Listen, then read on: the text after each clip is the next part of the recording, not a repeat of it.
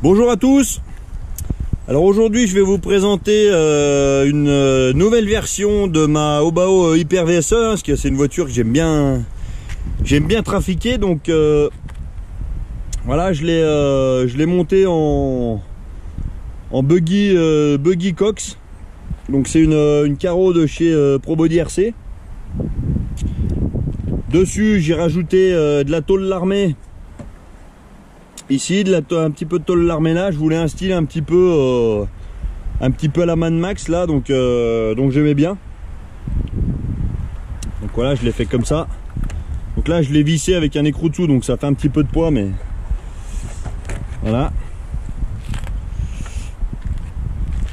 On fait un peu la gueule de devant.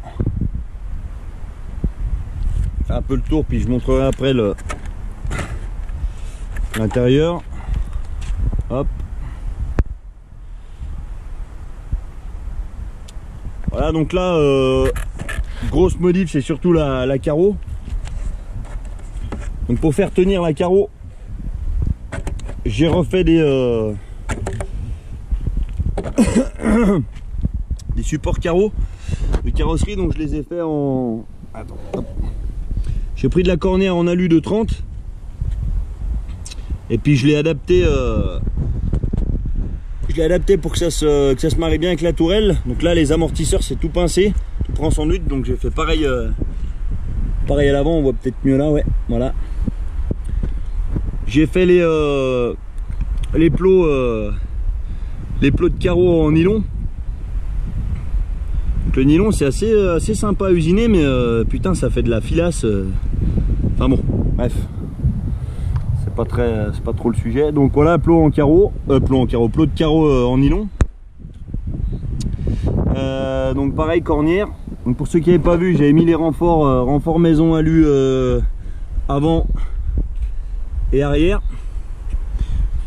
Voilà, le combo, bah, c'est toujours le même. Combo d'origine, servo d'origine. J'avais mis les ressorts orange. J'ai mis les pneus Badlands comme ça, voilà, avec des crampons qui vont bien, avec pas trop de grippe latérale, mais une bonne accroche frontale, on va dire ça comme ça. J'ai mis devant un pare-choc de Creighton RPM. Donc, attends, je vais tourner la voiture, on verra mieux. Voilà.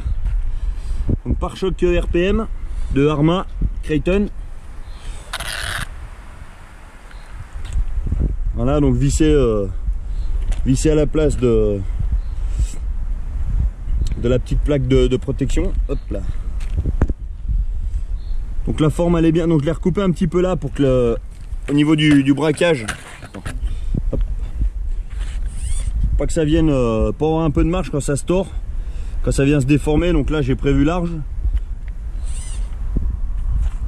Voilà, donc il est pas tout neuf, hein, donc j'ai rajouté la plaque là. À l'arrière, j'ai mis un restant de pare-choc T-Bones Racing. Donc je trouvais que ça faisait joli avec les trous derrière. Puis ça offrait quand même une bonne protection si on retombe sur le cul. Donc ça c'est pas mal. Voilà, ça donne un petit look assez sympathique. Et puis donc la carreau là, j'y étais à la mode Brutos, hein, parce que moi j'aime bien que ça tienne. Donc là c'est des petites vis M3 avec écrou frein. Donc ça rajoute un peu de poids à la carrosserie, mais bon, en même temps c'est pas bien grave. Hop. Voilà. J'ai conservé le support d'aileron derrière, parce que j'aime bien, ça fait un petit style. Alors je vais voir, peut-être que je mettrai une petite roulette là, je sais pas si vraiment c'est nécessaire, parce qu'avant que ça touche là, faut déjà que ça soit vraiment, faut déjà vraiment que la voiture elle soit cabrée, donc bon, je sais pas si c'est nécessaire, mais ça peut être sympa. Donc voilà, je voulais vous présenter mon buggy Cox, hein, donc carrosserie incassable, donc il y a assez de dégagement pour quand on atterrit avec les roues braquées, ça vient pas toucher. Puis après bon, on peut régler un peu sur les suspensions, mais à l'arrière c'est pareil. Ah, tu vois, il y a un peu de marge. Voilà. Donc voilà, c'était pour vous présenter une nouvelle fois le VSE à une autre sauce. Et puis alors après j'espère que comme le centre de gravité est pas mal remonté du coup, parce que la carrosserie est vachement haute et ça fait un peu de poids comparé au buggy, donc on va voir un peu au niveau du comportement. Là les suspensions, je suis taré à peu près à moitié les deux, donc pas trop dur, pas trop souple. J'avais déjà durci les huiles, j'étais en je crois que j'étais en 700 à l'arrière, 800 à l'avant ou l'inverse, je me rappelle plus. Mais bon, ça va pas faire une grosse différence. Donc voilà. Et donc ouais, petit boulot sympathique. Ça fait un moment que je voulais me faire une coccinelle, un peu style un style assez simpliste hein, finalement. Je voulais pas mettre de stickers ni rien, je voulais bien garder la carrosserie noire et voilà un peu. Donc là ça me convient bien. On va voir aussi niveau du du nombre de saletés qui vont rentrer dedans, parce que là c'est vrai que c'est tout ouvert, donc ça peut être positif comme négatif hein. Positif, ça veut dire que toute la saleté qui rentre dedans ressort très facilement.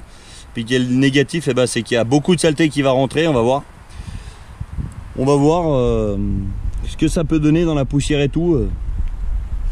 Puis moi j'ai pas envie de trop me casser la tête à faire des protections, des machins, des trucs pour alourdir encore. J'ai fait ça sur le Mojave, mais c'est vrai que ça fait vite du poids. Et puis bon, est-ce que ça protège vraiment beaucoup? Après là au moins ça sera bien ventilé, l'air va bien pouvoir passer devant et puis tout refroidir à l'intérieur. Donc voilà, et je vais faire les essais. Pour moi ça va être dans quelques minutes. Et puis ça suivra après cette vidéo hein. On va faire le petit test encore 6S là dans le champ tranquille pour voir vraiment comment se comporte la voiture. Là j'ai pas mis d'élargisseur hein. Alors j'ai hésité à mettre des élargisseurs, mais bon, je vais déjà essayer comme ça, on va voir la stabilité de la voiture. Et puis peut-être qu'après je mettrai des élargisseurs pas trop non plus. Je vais voir peut-être 2-4 mm, on verra bien. Voilà, et sur ce je vous souhaite bonne journée à tous et puis à bientôt. Allez, salut!